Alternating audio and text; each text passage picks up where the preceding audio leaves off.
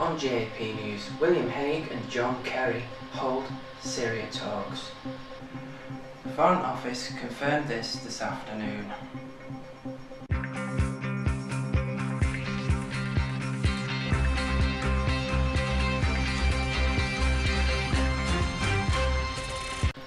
Also, Hague, UN backing not vital. Edinburgh Zoo on alert for historic panda baby birth, and England players urinated on oval pitch after Ashes win, says Aussie report. Welcome to GAP News, I'm Gary Pendlebury. Foreign Secretary William Hague has spoke to the US Secretary of State John Kerry about developments in Syria, the Foreign Office has confirmed this afternoon. The talks came as condemnation of the alleged chemical attack drew more urgent calls for a UN investigation. There were tough words, but still little agreement on how to deal with the escalating crisis. France's foreign minister said the international community may have to use force if it is proven that the Assad used chemical weapons in Syria in an attack on the opposition, says killed 1,000 people. The United States, Britain, France, Turkey and Saudi Arabia have all called for an urgent investigation into the attack and are urging Syria to allow UN inspectors to access the site. His comments were echoed by Turkey's Foreign Minister Amhel Degdeglu, who said all red lines were being crossed, referring to President Obama's comments last April when he said that Syria's use of chemical weapons would constitute a red line. In total, 37 countries wrote to UN Secretary General Ban Ki-moon to demand access to the site. Foreign Secretary William Hague also said it would be possible to respond to the alleged chemical weapons use in Syria without unanimous backing from the United Nations. If MPs are going to be summoned back to Westminster, it would almost certainly be after Wednesday's meeting of the National Security Council NSC, a Downing Street source said. The decision will be taken tomorrow when Number 10 expected to have a lot more information, they said. Still to come on GAP News. Edinburgh Zoo is braced for the birth of the UK's first giant panda baby, and England players urinated on oval pitch after Ashes win, says Aussie report. All that and more after this short break. Don't go anywhere.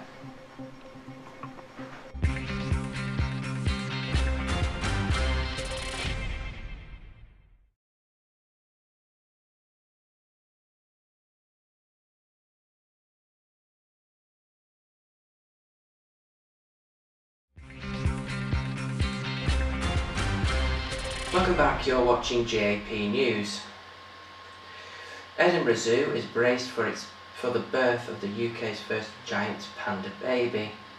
The UK's only female giant panda, Tian Tian, was artificially inseminated in April and is expected to give birth within the next fortnight. She was placed on 24 surveillance after the latest hormone test revealed she could be pregnant. Specialist staff from China arrived in Scotland over the weekend as the zoo stepped up preparations for the historic birth. They will be monitoring the birth to look for the signs of labour such as restless behaviour and bleating. The zoo has 2 incubators ready for the imminent arrivals should she give birth to twins.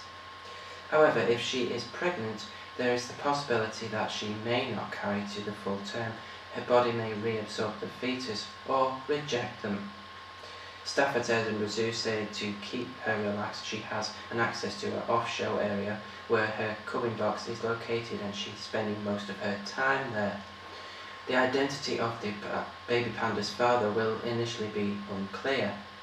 After many months of failed mating attempts between Tian Tian and her prospective mate, Yang Guang, she inseminated with sperm from Yang Guang and another male from Berlin Zoo called Bao Bao.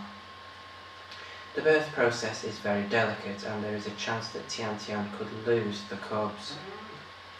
If she gives birth to the cubs, one will have to be swiftly removed from the mother, will only care for one baby. It is expected that the baby panda will be returned to China within 2 years. England's jubilant cricket team has celebrated their Ashes triumph by taking turns urinating on the pitch at the Oval, according to an Australian media report. A journalist for Herald Sun newspaper said he witnessed players including Stuart Broad, Kevin Peterson and Jimmy Anderson defiling the ground on which they had secured a 3-0 series win hours earlier. Malcolm Conn wrote that the players were cheered on by their teammates, saying their antics could be clearly seen from the press box. The England and Wales Cricket Board was unavailable for comment today, although there is some evidence of the players' Twitter accounts of a post-match pitch party. Wicketkeeper Matt Pryor posted a photo of the victorious squad sitting on the oval pitch after dark, surrounded by champagne and beer. Lewis O'Brien will have a news update at 9 this evening. Well, that's it from us. Don't forget, there's plenty more from our GAP News team on our website. You'll find that at gapnews.tumblr.com. The weekend or the week's weather's for you next, and we'll see you at 5 o'clock very soon. Have a lovely bank holiday. Thanks for watching. Bye bye.